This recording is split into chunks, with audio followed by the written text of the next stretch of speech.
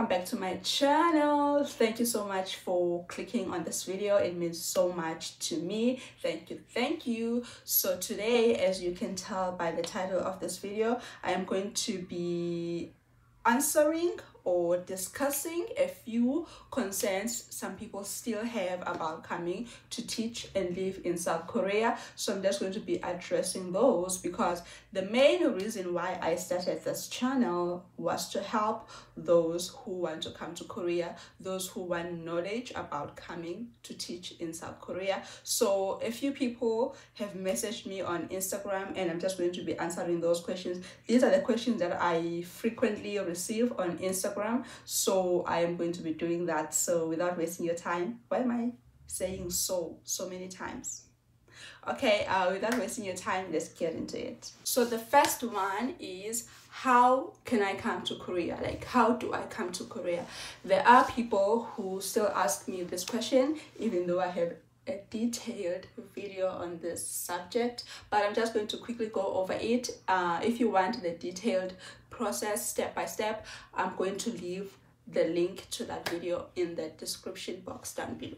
So what you will need to do is you need to approach an agency. Firstly, you need to decide if you want to teach at a private academy, they are called Hogwarts, or if you want to teach at a public school through EPIC or other government programs. So once you've decided, then you're going to approach an agency, whether it's EPIC for public schools or whether it's other agencies. There are many agencies for Hogwarts. Then you're going to approach an agency, you're going to give them your CV, you're going to send in your CV, and your photo. Yes, your CV and your photo to the agency, and the agency will organize an interview with you. Then if they like you, they will proceed with you. They will add you to their system, and the agency will find you schools according to your preferences. So when you do the interview with the school, they will ask you your location preference, your age, the age group that you want to teach, and what kind of school do you want, and then the agency will find you a school according to those preferences, according to what you want. That's with Hogwarts. Now with EPIC, I'm not under EPIC, with the Hogwarts, so I don't have a lot of information about the EPIC process, but I do know that you just apply through the EPIC website and you submit your documents, you do an interview with EPIC, and they place you at a school. That's what I know as far as EPIC goes. So in a nutshell, that's how it's done, you guys. That's how it's done. And the second one, the second that I wanted to address was the documents. Also, people are still unsure about the documents. The main documents that you need, it depends. It differs from school to school and from an agency to an agency. It differs. But the main documents that you will need is the police clearance that you got within 6 months. So you need to submit your police clearance before it expires. You need your degree, your qualifications, whether it's your degree, your honors, your masters, you're going to need that. And what else? Your TEFL certificates if you don't have a bachelor's in education. If you didn't study education, then you're going to need to do your TEFL certificate. There are many programs where you can do your TEFL. I didn't do my TEFL, so I don't have information about that because I studied education, so there was no need for me to do a TEFL certificate. And another concern that people ask me about is, do I need to have experience to be able to get a job to teach in South Korea? And the answer is absolutely no. I had no experience when I came to teach in Korea. I had no experience. The only experience I had was 6 months of teaching experience, and it wasn't like I was a qualified teacher teaching for those 6 months. No, I was doing my teaching practicals. That's what we call them in South Africa. We call them teaching practicals. In other countries, I'm not sure what they are called. Yeah, but in South Africa, that's when you are still at school, you are still in university, and you go to schools to teach, and you have a university tutor that comes and observes your lessons and comments and does all of that. So that's the only experience I had when I came to South Korea. The 6 months teaching practicals that I got. So you don't need experience. You do not need experience. If you are a teacher, and you don't have experience, but I doubt you would not have experience. I feel like even if you didn't teach in South Africa as a qualified teacher, I feel like your university will require you to do your teaching practicals, so you can put that as your experience, because I put that as my experience because I taught. And the other concern that, or the other question that I've gotten is, do I qualify if I have a diploma? And the answer is no. From what I know, the answer is no if you have a diploma, because in order to get the E2 visa that allows you to come and teach and work in Korea, you have to have a 4-year degree or a 3-year degree from an accredited university. So it specifies that you need to have a degree. Unfortunately, I'm not sure if there are programs that can allow. There is talk program, but I don't have information about the talk program. I do know another essay YouTuber, Zinzi_Waters. You can check her YouTube channel. She is under the talk program, and I think she has videos about the process. So yeah, but I think you need a degree. For EPIC and Hogwarts, you need a degree. And the other concern is, do you need to pay for agencies that you approach? And the answer is no, no, no. You should not pay for an agency. Agencies are all 100% free. You should not pay for an agency. If they want you to pay, that's a number one sign that they are a scam, because agencies they get their money from the school. The school goes to the agency and says, hey, can you find us a teacher who's like this, like this, like this, like this? And the school searches on their system, the teachers that they have on their system, and they're like, oh, okay, yes, we do have this person from South Africa. And the school is like, okay, give us that person, set an interview with that person. They set an interview. If you like the school and the school likes you, then it's a done deal. All the 3 parties in this organization, they all benefit. You benefit by getting a job, the agency benefits by getting money from the school benefits by finding a teacher through the agency. So you should not pay an agency. It's not your responsibility to pay an agency. An agency is paid by the school to find them a teacher. I hope it makes sense. And the other one is salary. People want to know which one has more salary, with Hogwarts and EPIC. And my answer to that is, I've never worked for EPIC, so I don't know anything. I don't know much about EPIC, but I do know that the starting salary is pretty much the same, both with EPIC and with Hogwarts. It's the same, you know. It's 2.1 million won. That's the starting salary for both school systems. So how much you will make, how much the school will offer you, depends on your experience and your qualifications. It highly mainly depends on your qualifications and your experience.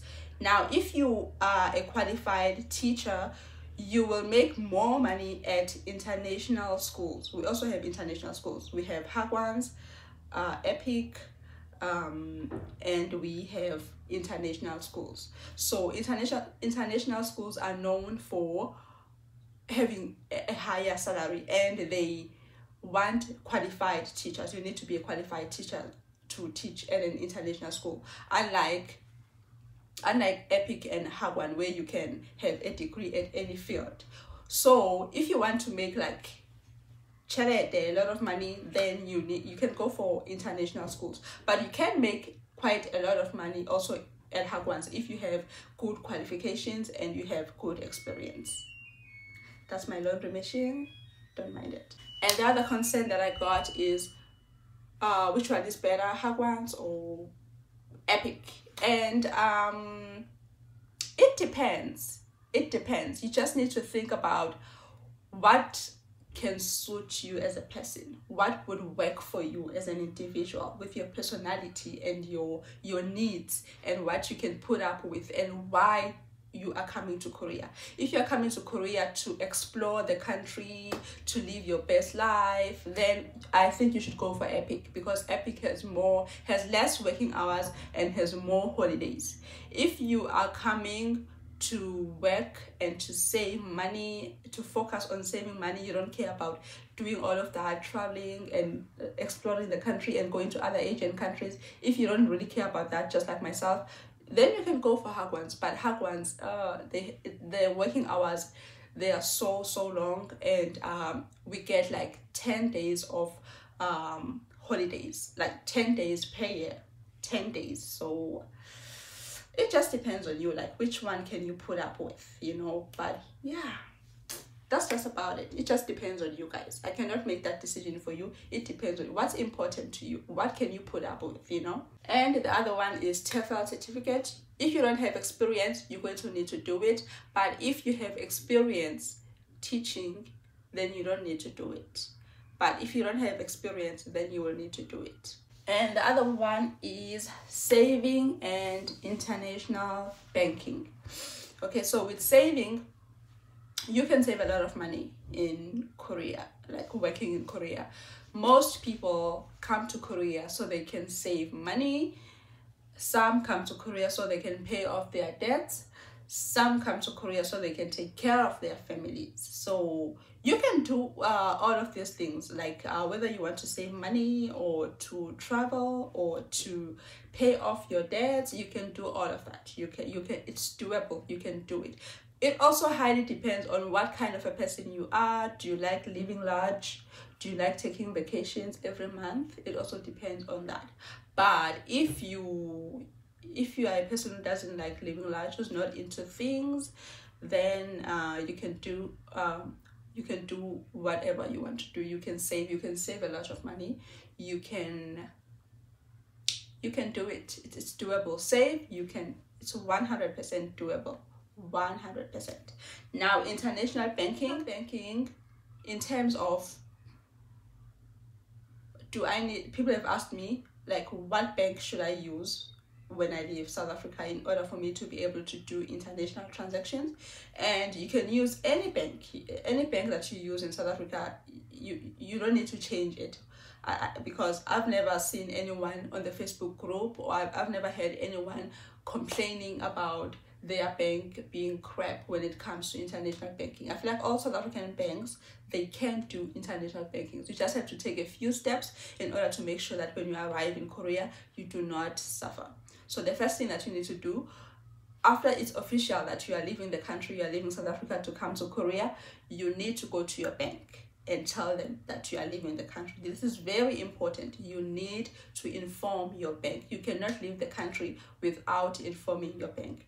So you need to go to the bank, tell them that, okay, I'm moving to another country, I'm moving to South Korea, and then they will know what to do. Your bank will know what to do. They will activate some things for you. They will give you a code.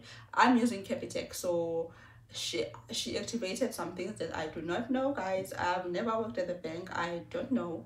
And then she gave me a code. It's called a Swift code. Yes, she gave me that, and yes, that was it. And then when I arrived in Korea, I made the mistake of not exchanging my... Oh my god, what is that? What? I made the mistake of not exchanging my rands to the Korean won, and that was a mistake on my part. You know, people told me that when you land in Korea at the airport, you will see offices where you can exchange your money.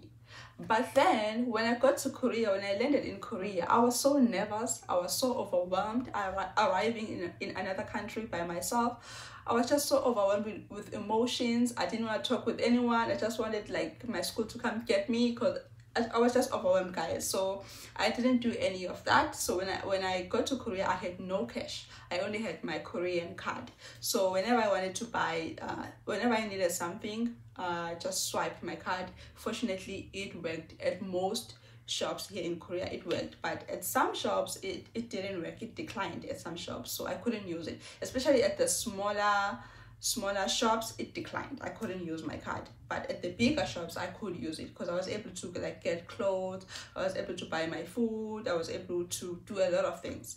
And the reason why you need to exchange your money at the airport is because so that you can have cash, is because for some things you're going to need cash. You cannot swipe. Like for example, for your bus card, you're going to need cash. you cannot do that with your foreign card, unfortunately. So do not be like me. Do not be like me. Just exchange your money. And then when you get here to Korea, after you get your ARC card, you are going to go to KEB. It doesn't matter what bank your school opens for you, but you will need to go to KEB and open a KEB remittance account. What they will do is they will link your KEB remittance account and your South African bank account. They will link them. So when you get paid, you're going to send money from your Korean bank account, whatever bank account your school opens for you. You're going to send money from your Korean bank account to the KEB remittance bank account, and from the KEB remittance account, it's going to automatically go to your South African bank account. So that's how it works. For me, it takes like a few days, but I've heard people saying it takes a few hours. I'm like, what? For me, it takes days. So I think it depends what kind of a bank you use back home. But whether it takes a few hours or a few days, it doesn't matter. It's efficient. It works. That's how it works. That's how you can do international transactions. That's how you can send money back home. Anyway guys, that's it for today's video, you guys. I hope you found this video helpful. I hope I wasn't like rushing through it too much. The reason why I was rushing through the explanations is because I feel like I've covered most of these things in my previous videos, but I'm just helping those people who are still not sure, who are still like asking me. And yes, whenever you have questions, please do ask me on Instagram. You can send me a message and I will respond as soon as I can. And yes, ask any questions that you have. I am willing to help anyone who wants to. I'm willing to answer any questions like about Korea, the ones that I know about, because there are some things that if you're going to ask me about Epic, obviously I'm not going to be able to give you information because I'm not under Epic, I'm under Hogwarts. Now if you want to know the juice, if you want to know anything about Hogwarts, I'm here. Anyway, that's it for today. I will see you guys in the next one.